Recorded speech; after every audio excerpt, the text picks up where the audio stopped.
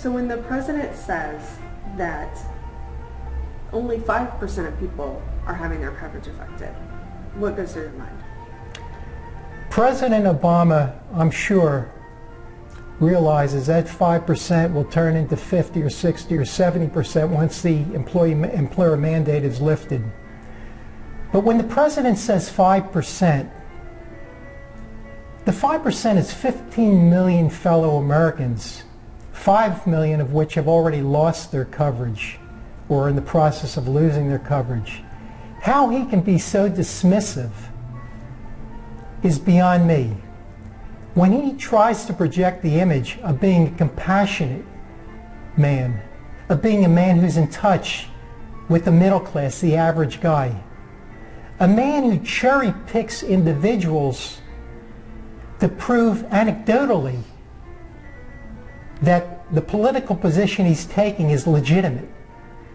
He'll cite one example, at the same time throwing 15 million under the bus. I don't understand it. What frustrates you the most about this situation?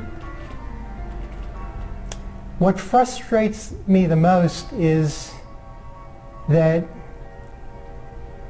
I think of the Declaration of Independence, you know, the right to pursue, you know, liberty, freedom, happiness.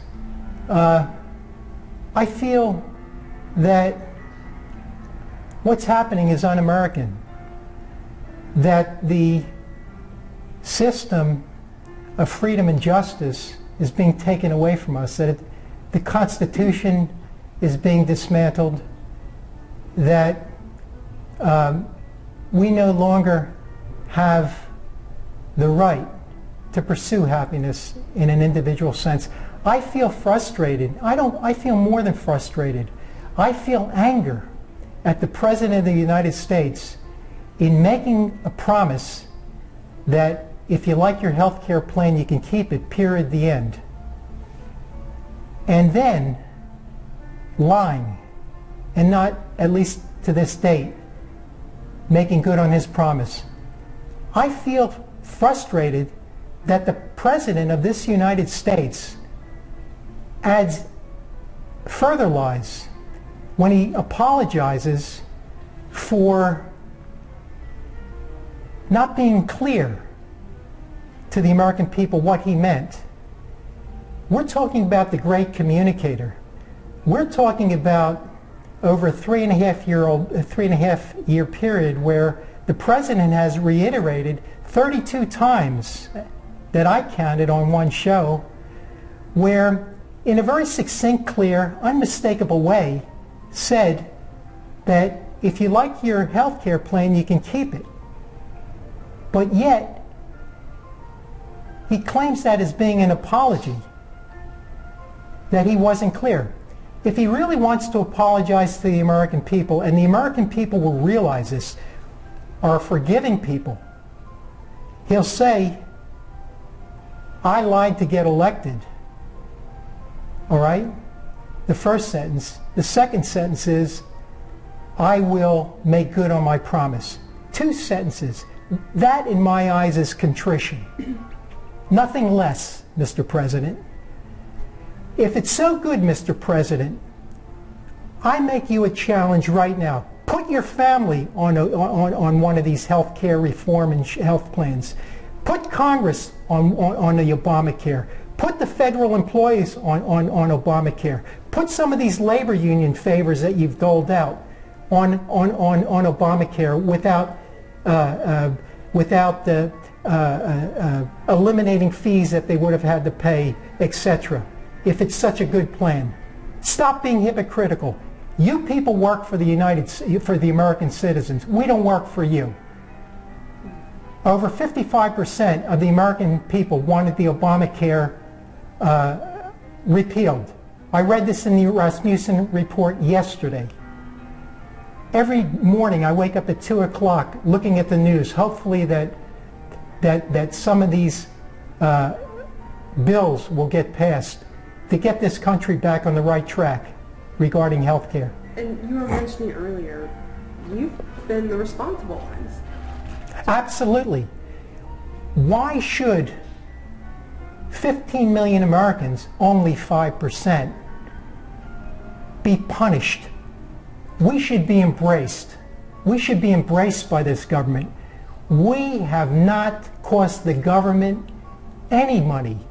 We have not abused emergency care rooms at all, driving up the care of health care costs, driving up the cost of health care. We should be embraced, not penalized or punished because it's politically expedient. Because you've been the ones who have had insurance. Absolutely. We've always had insurance. Yeah. Well, it's interesting that just how it's like a reversal. You know, those who've had the insurance are getting punished, like you said. Well, I think that that covers all of my questions. Is there any? And I guess I would like to ask you. Let me know when you're ready. Let me get a focus.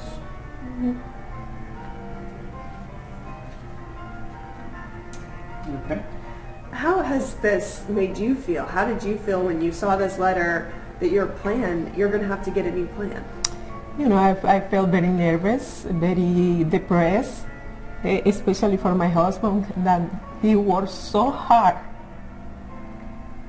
Sometimes it's very difficult for me to tell him I have pain because I don't want to make him more worried for my problems. And what has this letter done? Has it added, I mean, you've already had a lot of stress. What has this done to your stress and anxiety? More stress because he is always trying to fix things. If this letter make more problems for us that we don't need in this moment. Are you scared? Of course, every day, because I don't know what is going to happen. Are you worried you're not going to be able to stay here? Yes. Tell me about that. You know, it's a lot of money. This sickness is a lot of money. We don't have that kind of money. And it's made me very worried. Do you wonder why you're the one that's being punished? Yes, I feel that. You know, we are responsible people. Wow, it's so frustrating. I mean, I can't imagine that the government is bringing on something that impacts people that are already going through so much. It's just, I'm really sorry for what you're going through. I wanted to go back to one thing that you had said. You said that you feel like this is sort of like they're pulling the plug on our support system, like they are with so many others. People, the most sacred, the most valuable thing that a person could ask for in this world is to have good health. Now that's in question. Yeah, I mean, we don't know what's going to happen. We were thrown under the bus for a president who succeeded in getting elected on the basis of a lie. And now, like we all learned when we were children, and the president should have known this, the president knew at the time, and it's documented, even though he said over 30 times over the last 3.5 years that you can keep your health care plan, he knew at the time, it's documented, that people would lose their coverage. There's such a series of lies, and the lie has extended to his apology. He knows the real reason why, what his apology should look like. You know, the fact that he tries to project an image of being a compassionate person when he's willing to sacrifice 15 million. You know, it's a charade. I don't know what's happening to this country. But yes, I feel very betrayed, deceived by the president.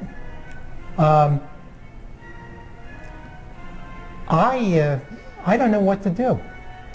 I don't know what to do.